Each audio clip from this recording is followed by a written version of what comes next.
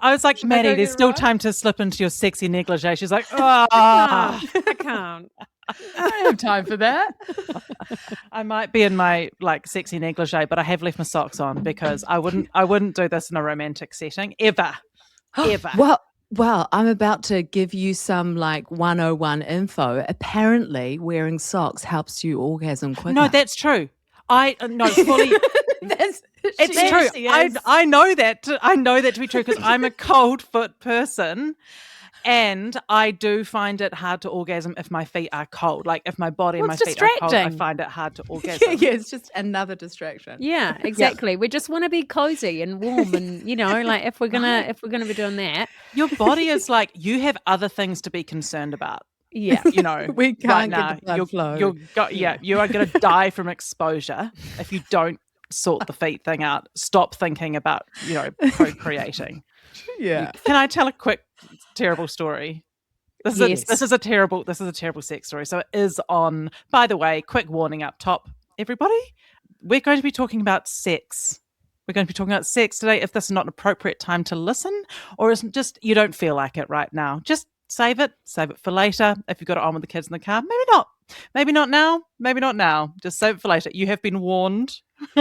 I get so nervous. Like ahead of an episode we were talking about sex, I get so nervous. It's just like, it's not my natural habitat now. So like, I'm like, okay, it's fine. We're going to be talking about sex, just, it's fine. I'm an adult. I can talk about this stuff. I've done it at least 3 times. And that's like normal for like 97% of humans. We never taught how to talk about sex. If it's awkward, it's weird, it's hard, you're doing it right. Yes. Yeah. Okay. Oh, that's good to know. It's true. Anyway. And the thing is, Matty, it's a little bit like when we talk about, sometimes in terms of responsive arousal or something, if you've fallen off the sex wagon with your partner, you've just got to get in the boat and start rowing, and then you enjoy it when you get there. And it's like all of our conversations that we have, like all of the podcasts we do, like, oh, that was so good. That was so fun. So, let's get in the boat. Just gotta get in the boat and start rowing. That was, Mel, for context, that was also advice given to me by my mum years ago. She was like, she just goes, stunning. Matilda, can I just tell you, sometimes you just got to get in the boat and start rowing. Because I was talking about, was like just after having my first son, I was like, oh my God, I just don't want to ever have sex. I'm just not into it.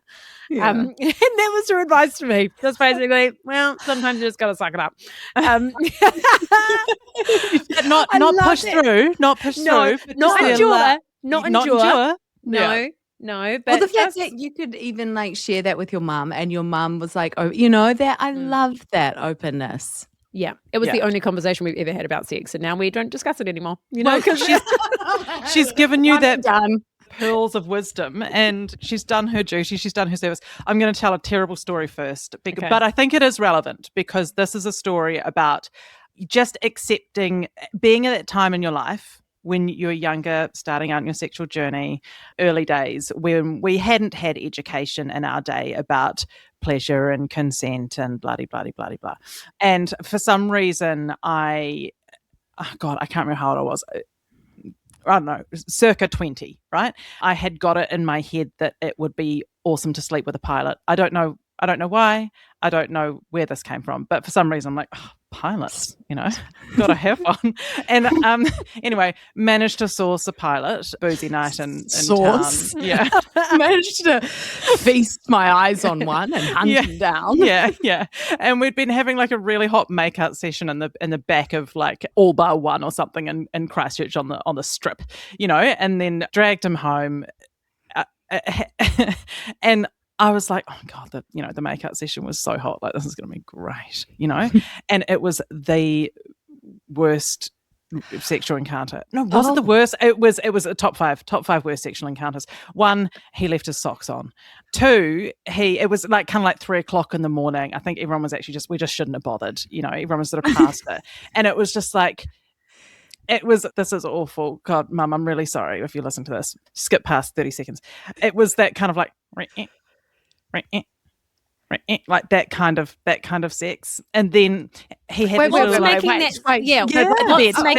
the bed. It's just like a robotic, robotic boring, out, thrusting, all chemistry had gone.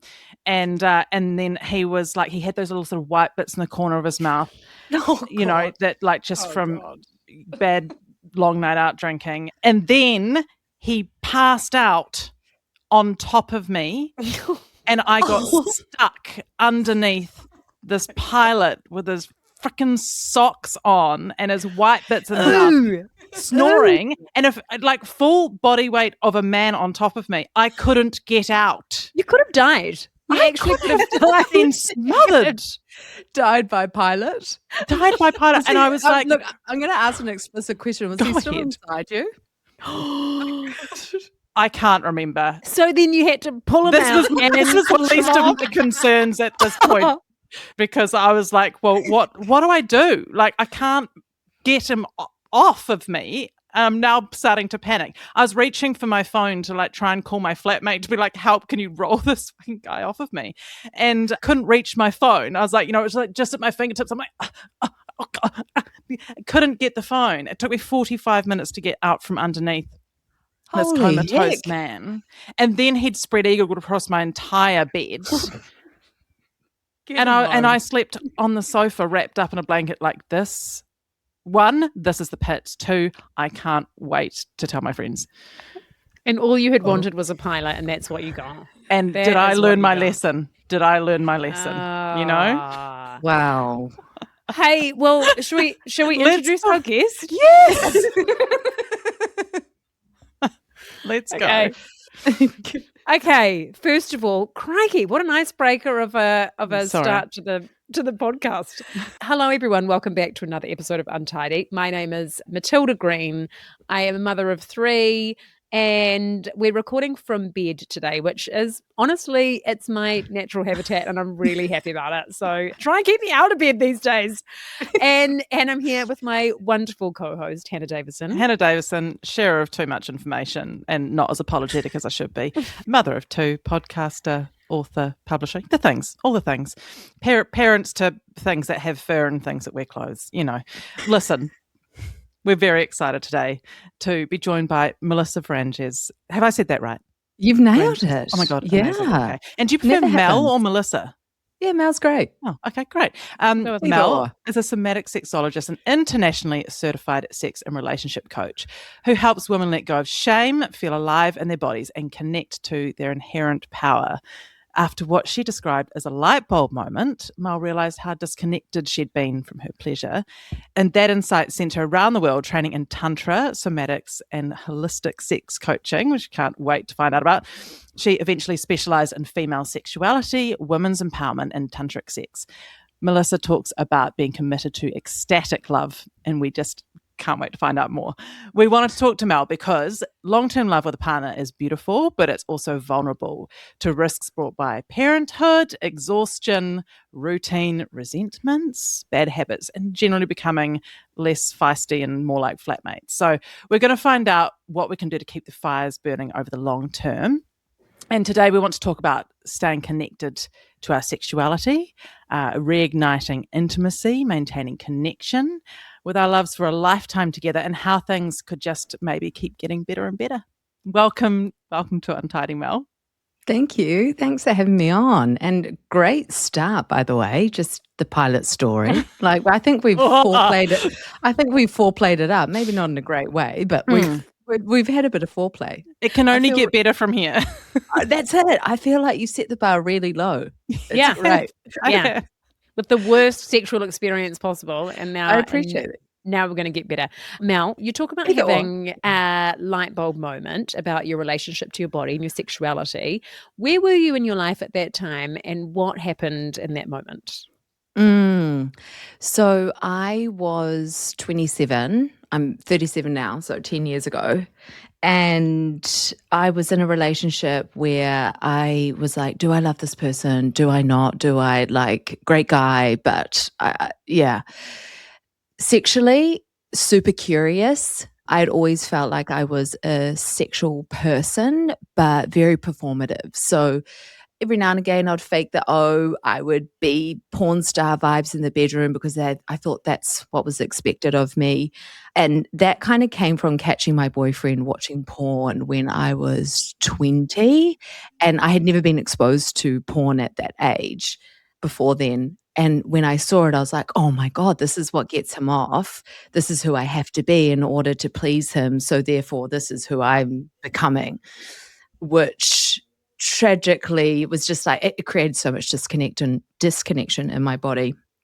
And then fast forwarding from my early 20s to that 27-year-old self, I was in Bali on some kind of eat, pray, love. Do I stay in this relationship? What do I do? Let's namaste it up.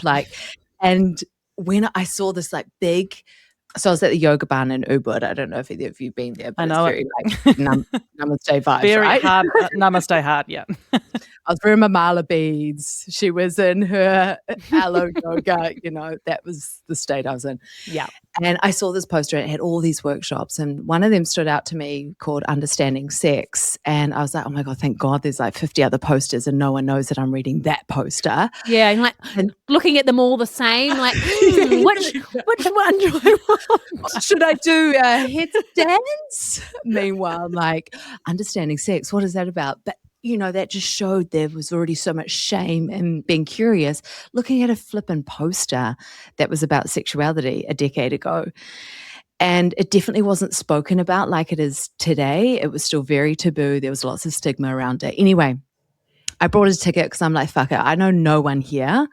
I don't even need to tell anyone that I'm going to this workshop. I'm just going to go. And that was a workshop that changed my life. The next day I walked into this jungle wooden room, and there was I'm shaking, sweating, just like, what am I doing? What am I doing? What am I about to do? I've just, it's a short description, one sentence, enhance pleasure, reconnect with your body. I'm like, oh, it sounds great. But then when you get into it, it's like, I'm in the boxing ring. Here we go. What am I doing? What are we actually going to do here? Yeah. And I spent the day with 50 women from all over the world, from different age groups, cultures, beliefs, religions. It was the most phenomenal day. And I learned about pleasure for myself. I reshaped my whole thinking around, actually, my pleasure is a priority in the bedroom. And why haven't I been making it a priority? And why am I faking orgasms? Is that for somebody else's ego? Is that to finish the session? Why am I doing that? And yeah, I had this visceral feeling walking out of that workshop that day, just being like, oh my God, I'm 27. I didn't know any of this stuff about my body. I'm definitely the more open person of our friends. Imagine how many women don't know this about their bodies. I need more. I need more of it. And that's kind of what kicked off my journey. It was for 4 years, very personal journey. I was never going to be a sex coach. It was never going to be a career. It was that just felt so good to understand my body. I want more. And how do I get more? Oh, that's so amazing. How would you describe when you were your earlier sexual experiences before that light bulb moment? How would you describe your sort of physical, emotional experience of sex in your body before that? Disconnected. I didn't know. I didn't really know what I was doing. It was, I liked sex. I had great experiences. I could orgasm, but it was just so performative. It was I need to be this person. I need to be uber sexual. I need to be very performative for this person. And I even had this mentality of if I'm really good in bed, then they'll want to stay with me. When I was having casual sex, it's I've got to bring up my best moves in night one so that they'll stay with me. And I was using my sexuality as this draw card to my worth as a woman. And it's what the hell? I'm worth more than that. My sexuality, that's just a tiny bit of my essence. So just disconnected, flat, performative, and just guessing along the way. That is so common though, I think, Mel. So many women listening will be able to relate to that moment if they ever had that moment. Maybe they haven't had it yet, of being is this is this what I have to look forward to for the rest of my life with sex? Yeah. Is it this this bloody performance where like I've got to be like, okay, right, I've got to make the right noises, I've got to do the right moves, I've got to do all of the stuff that these guys are watching and porn, because that must be what they want. And it's all just for someone else. Absolutely. It's wild. But so after that experience, that kind of sent you traveling and studying around the world, train in different disciplines like tantra, somatics, holistic sex coaching. Can you briefly break down what these different disciplines involve? Yeah, absolutely. Okay, let's start off with somatic sex. So somatic sexuality, somatic sexology, it's really just about how can we use the body to enhance our sexual expression, our sexuality, to feel more pleasure. How can we use our bodies to have really good sex? For so many people, we're not in our bodies, we're in our heads. We're thinking, am I doing it right? Is this what they want? How long am I taking? Why am I there? So it's like, when we think about somatic sex, it's really bringing in the body, using movement, using sound, using touch, using placement of awareness to really experience more pleasure in the body. Holistic sex and tantric sex are kind of weaved into one another because they tend to follow, and similar to somatic sex, they all weave into each other in my eyes. Tantric sex is definitely a bit more like spiritual. It's a bit more like we're really using, like, for example, some of the practices are like orgasmic breath work. So we're using lots of energy, we're using lots of breath to try and enhance sexual energy in the body. Tantra is very like using energy to activate our sexual aliveness, our sexual vitality. And then when I speak about holistic sex, so it does tend to move away from this big energetic spiritual experience like what tantric sex is. So something that's like, I'm a very practical, tangible, like give me the practical tools, make it easy for me to understand so I can implement what I need to do to have a good sex life. And for me, holistic sex is that. It's zooming out beyond the physical of the, we're doing this, to how are we feeling emotionally? Sex is so much more than just a physical, like, this is how we bang, this is how we bonk. It's like, where am I at emotionally? Because if I'm disconnected to how I'm actually feeling, if I don't feel seen and heard in my relationship, you're not going to have a great sexual experience, in my opinion. Like, sure, you may get off, but like, was it a full body experience? Yeah. And same when we think about like emotionally, physically, mentally, where are you at mentally? And again, it does tend to bring in spiritually and sexually as well. But how can we bring all of us into the bedroom to have an integrated, which that word sometimes doesn't fit with sexuality, but it's like, how do we have a full human experience in the bedroom and not just turn it into something that's physical? Yeah. God, I saw something on Instagram recently, actually, where this guy was talking about his idea of foreplay starts in the morning. So how he's like, how can I take stuff off my partner's plate so that she feels relaxed? I'm handling everything. She's in a state of like, this is so nice. I don't have much to worry about today. And he's like looking after it. These are things that we should be doing all the time, of course. But just, I really like that because it's all about the headspace as well, rather than just like it gets to 9 o'clock at night and everybody's ready for bed, ready to clock off. You've had a big day parenting, working and whatever. And then they're like, so you ready? And it's like, well, no, time. Like, no, I've got my glasses on and I've got my novel open. Absolutely I'm tired. Yeah. But if you start in the morning and then you're connecting during the day and then the fire starts in the morning and then it's all kind of ready when it comes to, a sexy time. I love that idea. It's called chore play. There's actually a label for that now. Yeah, it's called chore play. I love that, chore play. Yeah. Well, that's going to be a reel. yeah. It's called chore play, men. Get into it. Not that it's going to lead to anything, but, it may.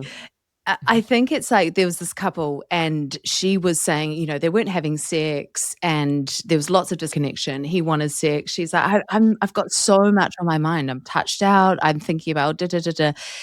And so we came to this place of like, okay, if you've got so much on your mind, let's talk through that. What do you need to let go of in order for you to feel sexually available? And that's not to penetration, right? It's just like available to some form of sensual touch. Like, what does that look like? And she said, just like our bedroom, when there's shit everywhere or there's toys or whatever, it's like, I just need that gone. And it's like, cool. Well, to the male partner, is this something that you could support her with? Could you do it together? And could we bring this in? It's something called chore play, where it's like, we're doing this thing to prep to be intimate together. And even that intentionality is hot. It's like, thank you for caring about what I need in order to feel available to us to have sex. Like that, again, emotional. It makes me feel seen and heard by you. Thank you for making that effort. And that's a turn on in itself. Absolutely.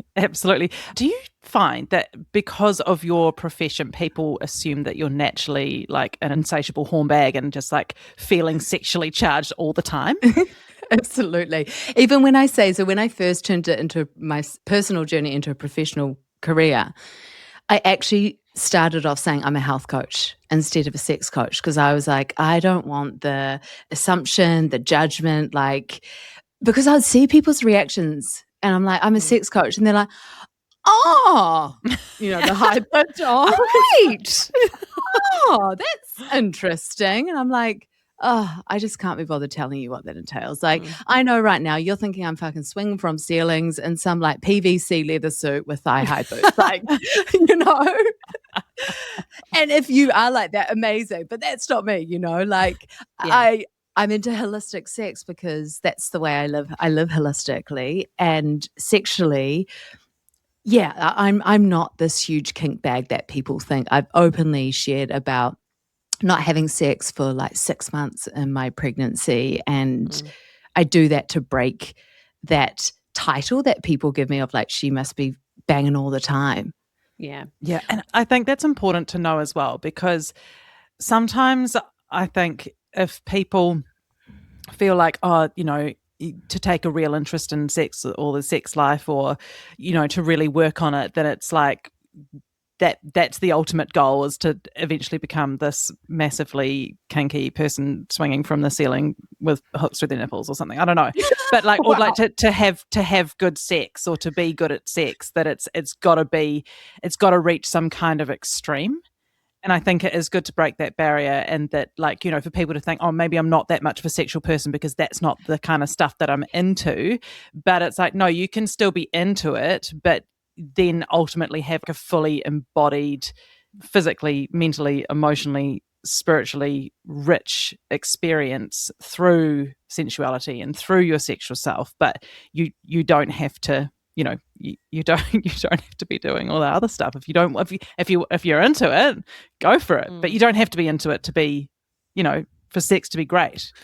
Yeah, that's a real thing. There's vanilla shaming. Do you know what I mean? If you're into missionary, like I remember an ex-boyfriend I had made this one comment that has just stuck with me for so long, because like we had really good sex, but it wasn't crazy. It was like pretty, and then he said to me one time, he goes, oh God, what was his exact words? It was something like, oh yeah, can't wait to tell the lads about all the missionary I've been having. And I was like, oh whoa. my gosh. I know. Wow, And like I knew he was joking because we were both happy with our sex life, but I was like, you take that personally. Wrong. Yeah, I took it so personally, and I was like, right, okay, I need to be moving around, I need to be turning around, doing all sorts of things. But it's like there's a real shame around like missionary or just those sorts of positions. There's nothing wrong with missionary. But that's where I orgasm best. Why wouldn't you want to do it? Most women. And I think what lots of people always people are asking me, how do I make my sex life more kinky? And it's like, let's just talk about like the foundations of a good sex life before we try and make it more kinky. So many people are like, let's add the toys, let's add the chains, let's add that. But the actual sex life, like they're doing that because they're trying to find something else to spice it up, when in actual fact, like let's look at the vanilla sex. And like we need vanilla to make any other flavor of ice cream. And it's like we need a good vanilla. Like I like it. I like to see the vanilla beans in my vanilla. 100%. I like that thing being rich. Yeah. So it's like so often when people are like, we want to be more kinky, and it's like, is this potentially coming from society and lots of cultural shift around smart and like 50 Shades of Grey, it's like, oh, well, for a good sex life, it needs to look like this. And so often, Hannah, you said, maybe I'm not a sexual woman because of X, Y, Z. And like the true liberation comes from being like, I'm a sexual woman because I'm a woman. And it can look whatever the fucker wants to look, like I could be a sexual woman and I'm having sex twice a year and I'm doing it with my socks on. Like, hell yeah, It's just like the true liberation comes from owning what your sex life is. I come the best from being in missionary, and coital alignment, by the way, is even better. Because his body, so missionary is, his people aren't really going to see this, but we know missionary where it's kind of like this. Coital alignment, you want his body a little bit more forward and on top. So we've got some grinding going on the clit. That's where we're bringing in blended pleasure. So for a lot of women, like being upright or on their feet, like in a squat position, they're not going to come because their whole body is tense. For women, it takes us longer to reach orgasm. We need more relaxation, more grounding. So things like missionary and coital alignment are like phenomenal, absolutely phenomenal. Amazing. Missionary gets shit when it doesn't. It doesn't deserve it. It doesn't deserve it. It's copping it hard, as it were. You're really open about how motherhood and the pressure of like real life has impacted your sexuality, through different phases and, within your relationship and within your partner. So when you personally feel switched off or disconnected, how do you honor what's going on for you in that moment and then also find a way to return back to where you'd like to be? So perfect season of my life was in my first pregnancy. So I'm pregnant now and I'm having two very different sexual experiences with my pregnancies. But my first one, I switched off, so to speak. It was just like, I got to, I think like 15 or 18 weeks and I'm like, I'm closed. I'm like, all the best out there. Like, get that hand ready because she's done. And it was confronting at the start because I do have more of a higher libido than my partner. So it was like, oh my God, I'm switching off. Like maybe this is just a couple of weeks, and then it continued. And I called it a season of sexual rest. I'm like, fuck it, I'm coining this time in my life of sexual rest, and sexual rest is important. We know that rest is important. But when we say sexual rest, it's like, no, but we should be having it 3 times a week. What do you mean? Like, well, you don't rest from that. It's how you show your partner that you love them. All these limiting stories and beliefs start to bubble up to the surface for us to work through. And we didn't have sex for the last 3 months of my pregnancy. And when I mean sex, I mean penetration.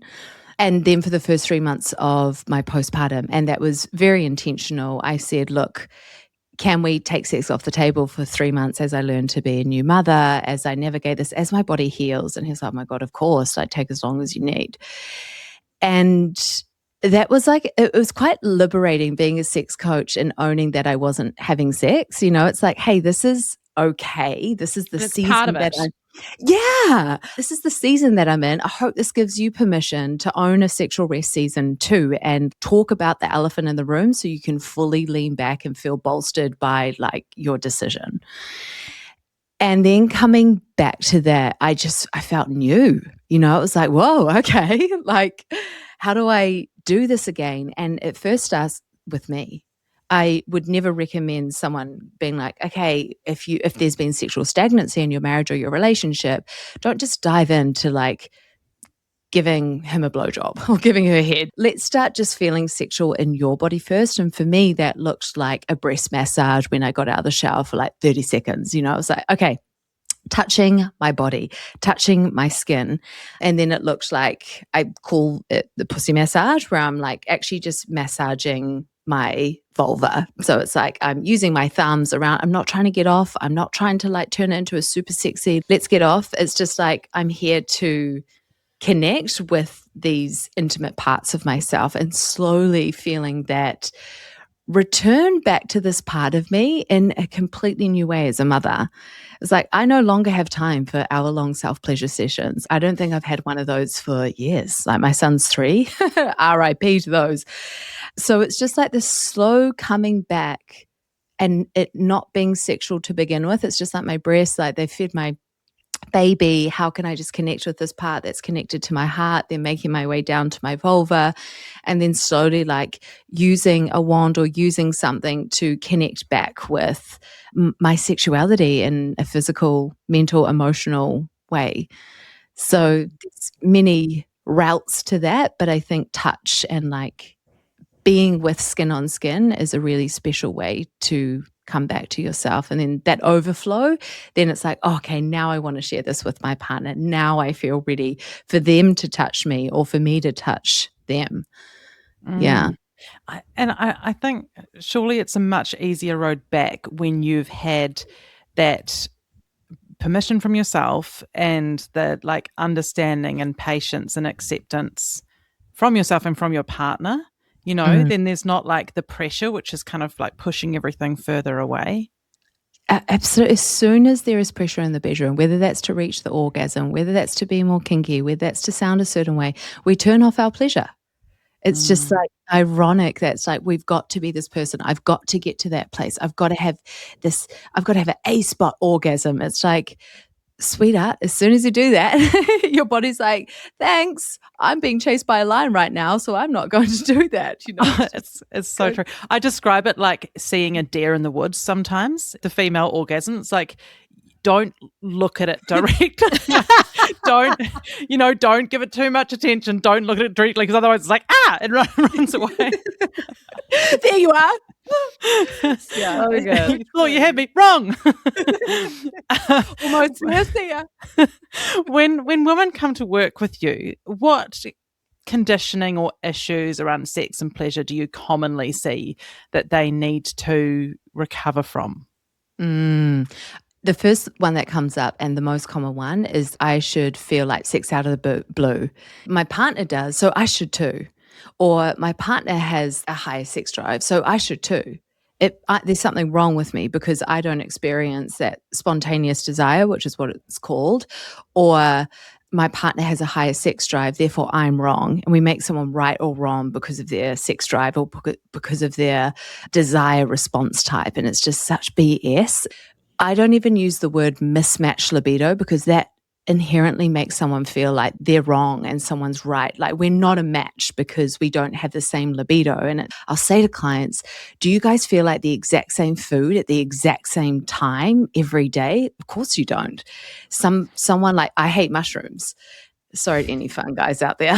My partner's, what? How could you? Like, mushrooms are life. And it's like, we're coming into relationship, bringing all of our differences, bringing different attachment styles, bringing different flavors of sexual experience, different needs, different wants. Like, of course there's going to be differences. And the art, the true mastery is like, how can we navigate being different humans sexually?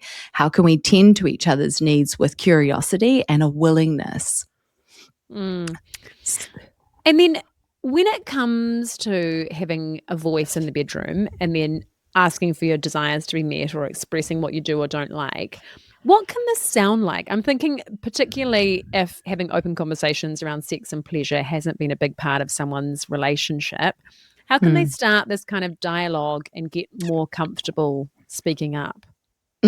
Out of the bedroom in non-sexual ways. You know, some people like, it's so common for women to not speak up in the bedroom. It's like, I'll just get what's given to me and that'll be fine. Or it's like, I don't want to hurt their ego, or I don't want them to think they're doing something wrong. It's like, why not?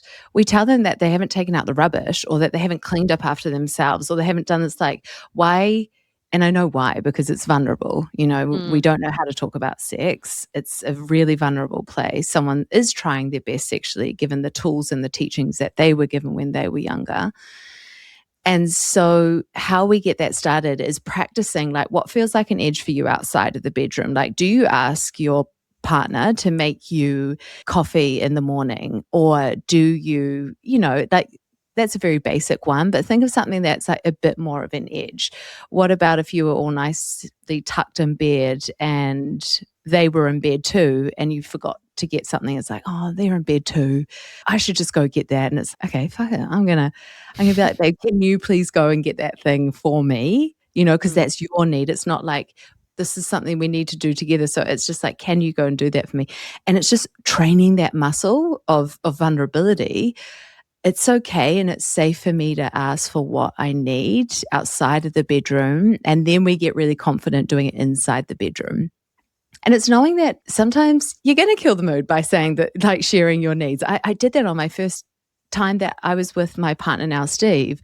The first night that we were intimate together and everything's moving too fast. I can't get to where he thinks that I probably need to be before penetration happens. I need to say something. Otherwise, I go back to my old self and I'm like done with that. Obviously, like lots of people get passion mixed up with speed. It's like what we see in the movies is like these hot, raunchy, quick scenes and like, let's just bang into the bathroom, lift up her dress and insert myself into her. And that's happening within a minute, and people are like, no, but that's passion. It's like, the female body needs time before anything is inserted inside her body for physiological things to be happening so that it's not painful when that does happen. So anyway, I'm with Steve and I'm like, this is passionate, this is hot, this feels really great, but I can feel my body tensing up. My body's going, I'm not ready for this. And so I said, I'm like loving this passion right now, but I need a little bit more time. Can we go back to XYZ, whatever we were doing? And he was like, oh my gosh, of course. But then I kind of killed the mood. He went soft. And then I was like, oh my God, this is not, oh my God, I don't know, what have I done? This is the first time, like, is this person going to want to see me again? Have I? But I just, like, all that mind chat, I was like, bracket, stop right now. And I guided us back into, I was like, let's just spoon. Let's just spoon and hold each other.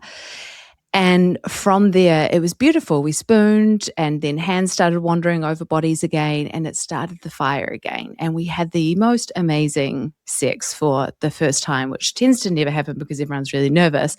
But it gave him permission to also speak up as well and be like, hey, can we do this? Or are you open to doing that? It was truly phenomenal. So I share that story to be like, yes, sometimes when you speak up, don't let that disencourage you to do it again. Keep practicing it. And when you do speak up and if the hose does get a kink in it, guide the energy. Okay, what should we do now? Let's go back to kissing. Let's go back to naked cuddling with our genitals touching. So you asked, what does that actually sound like? Usually I put it in a little what do you need? And how can that be an invitation rather than, why are you doing that? Or oh my God, that's way too fast. Of course you're going to kill the mood. So it's like, what do you need? And how can it be an invitation? So what I said before, I'm loving how into this you are. Can we slow down just a little bit more? And then when it does happen, using that positive reinforcing, yes, oh my God, yes. Oh, that feels so good. So it's like we're moving, we're not even focusing on the fact that you've said the thing. We're just like, here we are. And that's that one. You're on the spot. Yeah. Yeah. Yeah, that's great advice because I guess you could look at it just like little recalibrations because it's way hotter when the person is getting what they want, right? Yeah. It's so much better. So if you kind of look at the bigger picture of let's all get to a place where we're all getting exactly what we want, it's so much better. Yes. Is the hottest thing. You can feel when someone's into it.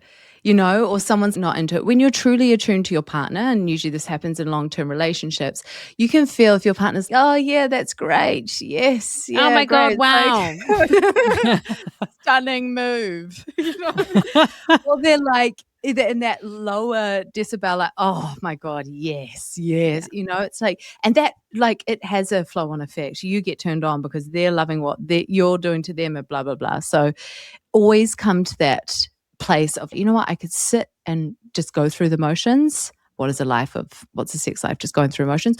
Or I could say this one thing that feels slightly scary or nerve-wracking and experience way more pleasure. And in turn, they experience a way better sex life as well. Yeah. Yeah. And then you're going to want to do it more because if you're not having sex that you're enjoying and is bringing you pleasure, then you'd want to read your book.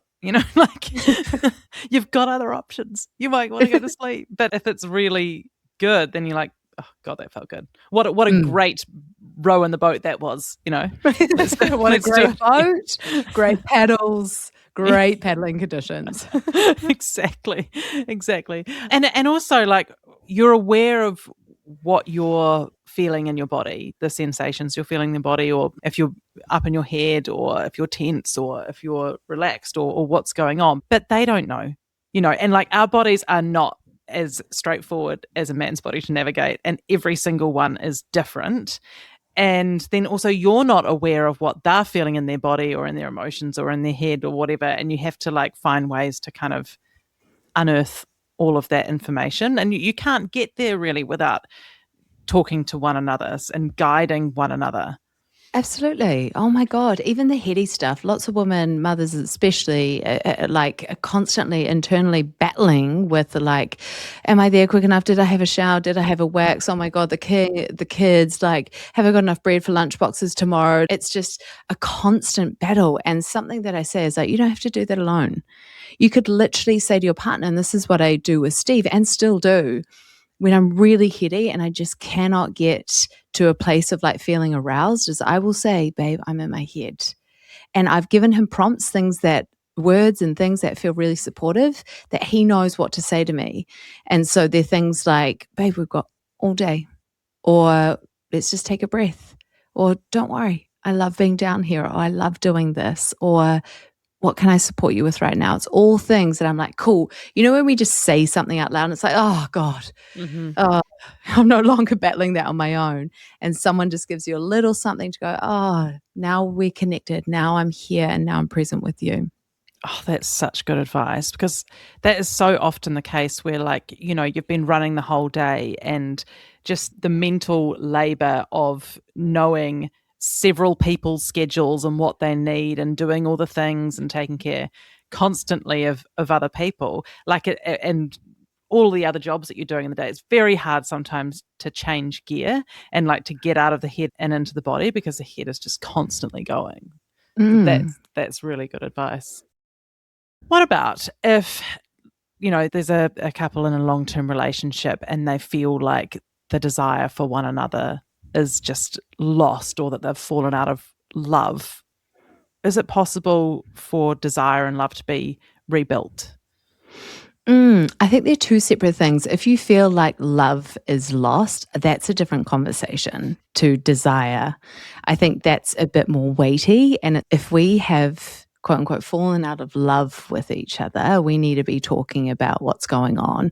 Are we flatmates? What's the quality of our relationship? Are we checking in? Are we spending quality time? Where has the love gone? You know, is it because someone doesn't feel seen and heard? Is there resentment? Yeah, when we're talking about love, that's a bigger piece there. When we're talking about desire, it's what I see happen a lot is like we've just turned into co-parents and flatmates or ships in the night. How do we bring desire back with each other? And a phenomenal sex researcher, Emily Nagoski, who wrote her iconic book, Come As You Are, and another one about desire and long-term relationships called Come Together, has this beautiful way of talking about desire. So we know that there's 3 types of desire. There's responsive, which is you get desire, sexual desire, after the sexual activity has begun. So you could be hooking up, your body could be getting touched, and it's like, okay, now I'm here. Now I feel like this. There is spontaneous desire. So it's like a lightning bolt to the genitals. It's just, whoa, oh my God, yeah, I just feel like sex right now. And then there's another one that we don't tend to speak about a lot, which is context-dependent desire, which is I need to have these things in place. So a clean room, I need to feel seen and heard, we need to be clear of resentment, I need to have a shower for me to feel sexually available. So there's those 3 things. And she speaks about this great analogy, which I'm just going to cut it right down to a really short way. It's quite a big piece around your emotional floor plan, which she talks about what is your gateway into a lust space. So what is your gateway? Instead of trying to get sexual straight away, and it's like, okay, let's just rub clit and use a toy and get sexual. It's like, wait, what's that gateway, that entry point into a place that feels sexual and alive and exciting for you? Is it through humor? You know, I know that when Steve and I are on holiday and we're laughing heaps, we did this over summer, I was just like, I want sex all the time. You're hilarious. Like, I'm having a good time with you, you know? It's just like through play, and humor can be like an entry point into that lust space. Or maybe it's care, you know, when your partner is like, hey, what we chore play, and it's like, hey, I've got this. You go have a shower. I'll clean up the room. I'll light some candles. Like, I've got this. It's like, wow, I feel seen and heard by you. Or maybe they're the provider or whatever it is. It's like, I feel cared for. That's an entry point into that lust space. So I think when we look at desire, it's complex, and it's just thinking like, what's my entry point into that place where I feel like I desire you again? I love that. And also, we can never underestimate the power of a sexy text during the day. Oh, don't you think? never. Don't you think a sexy text during the day, like knowing that your partner, man or woman or whatever, has had a moment where they have thought of you sexually just randomly, and then it just little spark, just a little lights a little candle, and it's honestly like it's been a game changer for us. Just a little sexy text, if there's a feeling, a little sexy text, and then you're like, okay, and then you've got the day to be like, okay, you know, like I can tell. So like this person's into it, and now we've got like a little bit of an expectation of something, you know, and it's just exciting. Like sexy texts, I'm just all about them. I'm so into that, and that's called sexual currency. That's actually another thing that I will tell clients. Usually when we're in co-parent flatmate, we've lost sexual currency in our relationship, and it's just like, you're just my partner to parent our children with, or you're just my lover. And it's like we stop seeing each other as sexual beings again. And usually when couples aren't having sex, I'm like, are we tongue kissing? Are we like doing a bit of grinding or grabbing asses or sexy texting or compliments? Like, you look fucking great in that, by the way. Like, where are we at with that? What's the currency of that? And people are like, oh, we just peck before he or she goes to work. And it's like, great, let's just bring back that energy of, I see you as a sexual being. This is hard. Life's busy. We're stressed, but I'm still making the effort to grab your ass because I'm attracted to you. It's so powerful, isn't it? Because sometimes you can just like, you can almost forget how sexual their naked body is as well, because you're naked all, you know, like you're always naked. Like I could be in the shower and then Art comes and takes a shit, and you know, it's like, you know, I'm not seeing you as a sexual being, you know? So it's nice to remind each other of the power of the naked body as well, and just appreciate the other person's naked body, because sometimes it can just be like wallpaper, you know, they're always naked. It's fine. But anyway, you talk about relationship check-ins, and that's something that's part of your relationship with your partner. So how do these go, and how often should couples be having them? If I could give any couple a tool for the rest of their lives, it's a relationship check-in. Okay. It's everything. So we do it weekly on a Tuesday after Steve puts Soul down. So that's his night to put Soul down. And we'll have dinner, and then we'll go sit on the couch. So it's not done in the bedroom. I know you love the bedroom, Matilda, but it's not done in the bedroom. We're in the lounge. Sometimes we'll sit on the corner of couches, or sometimes we'll sit next to each other. And usually what it tends to go in this flow, a general check-in. Hey, how's the last week been for you? It's been so busy with work, or I felt really stressed out, or it's been great. I'm feeling like I'm in a really good place. Then we recap. Okay, what has felt challenging for you in the last week? And challenging in your relationship, not in your like, oh, well, so-and-so didn't text me back. It's like, no, let's ground it into the relationship. What felt challenging was the fact that when I said XYZ, you kind of shut it down, and like that hurt me, and I've been internalizing it, blah, blah, blah. It's not a place where you really go deep into like, okay, well, let's unpack that right now. It's like we're just naming things, and if we need to have a deeper conversation, we book time in for that. Sometimes we'll do it after the relationship check-in if we've got capacity, but the check-in is a check-in.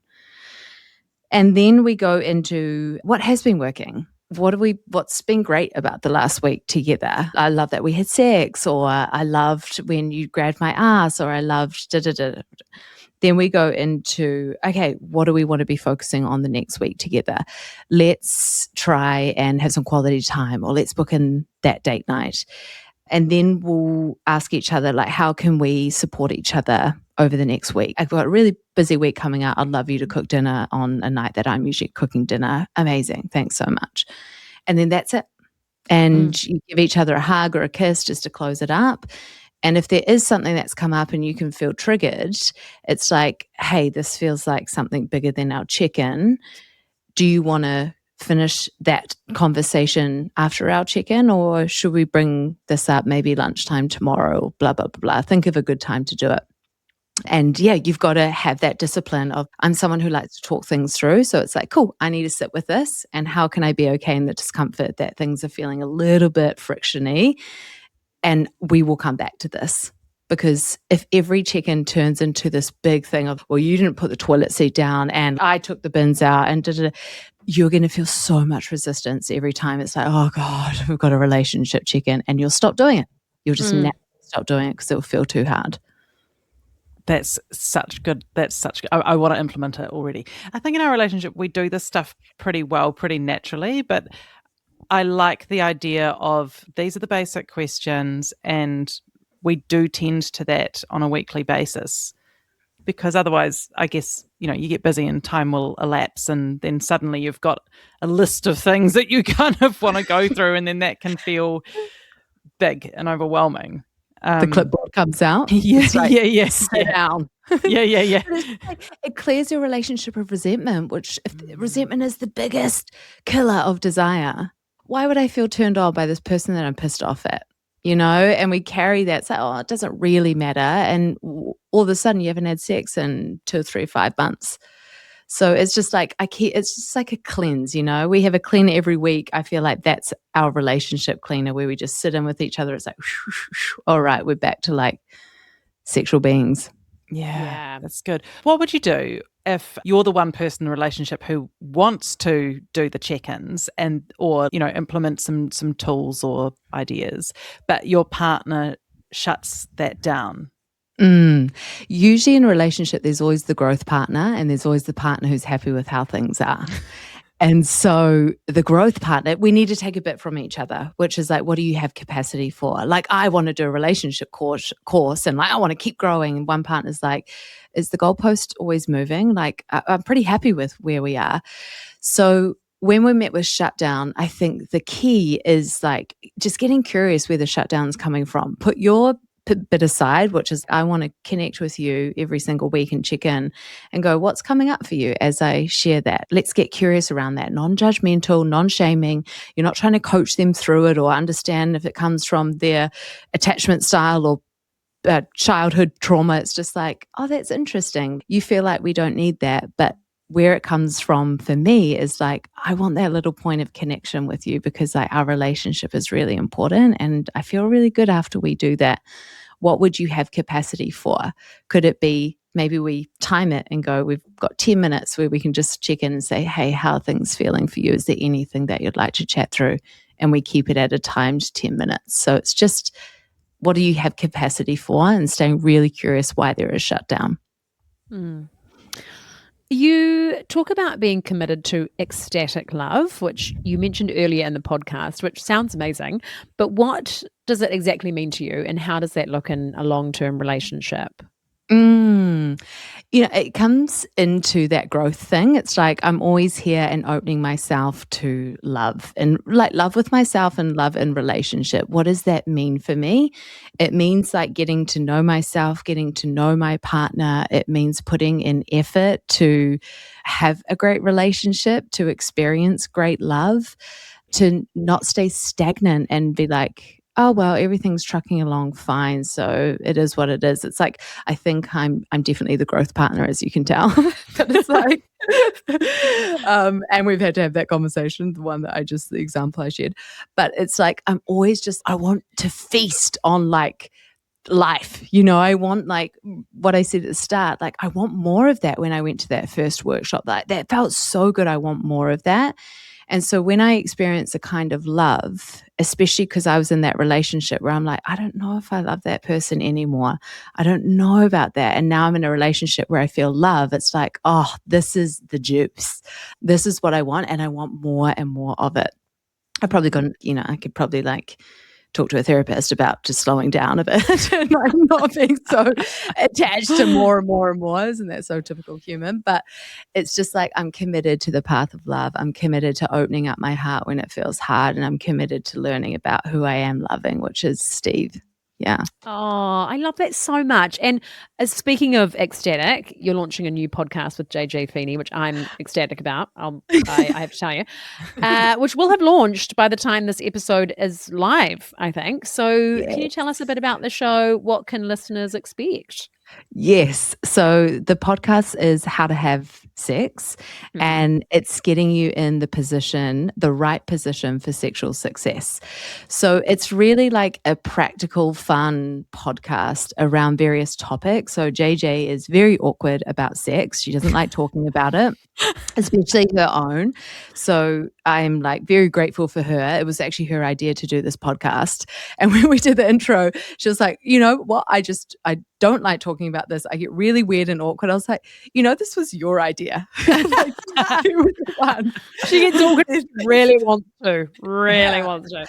And I said, let's just take a moment. Like, thank you for doing this for other men and women and people, that you're putting yourself in this position to learn more about sex. So yeah, it's this really cool dynamic where we're discussing these topics. I make JJ read out this like erotic part, and she actually nailed it. I'm the one who's like laughing. I was like, had tears in my eyes because I know how much like she's trying so hard.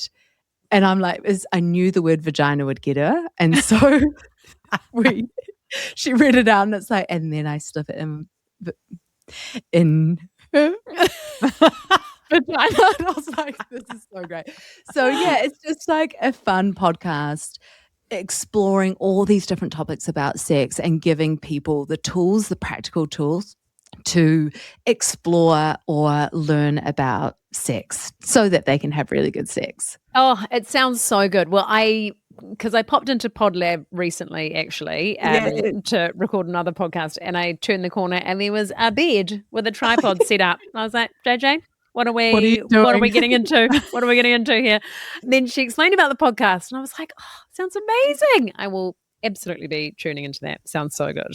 Yeah, 100%. She's such a good egg, and I just love that, you've got that contrast between you of she's like, this is awkward and hard, but I'm doing it anyway. And I think I think it's awesome. I think that's just incredibly relatable and just makes it so much easier for people to listen to, because they're like, oh my God, same, Yes. Yeah. I talk about sex every day. I use the word pussy and cock, and and sometimes in my workshops when I say those words, I forget, and I see people's faces just like, oh my God, what the hell did she just say? And I'm like, did the word cock just activate a few of you in this room? And people are like, oh my God, I cannot say C-O-C-K. Cannot. Can never get to it. Come on, Matty. Cock. Well done. Hey, proud of you. Proud of you. Thank you. I'm going to ask you to do it in an accent, but I was like, no, let's just get through the first barrier. She does a great accent as well. What kind? Any kind. Oh, Scottish. Just in a cork. There you go.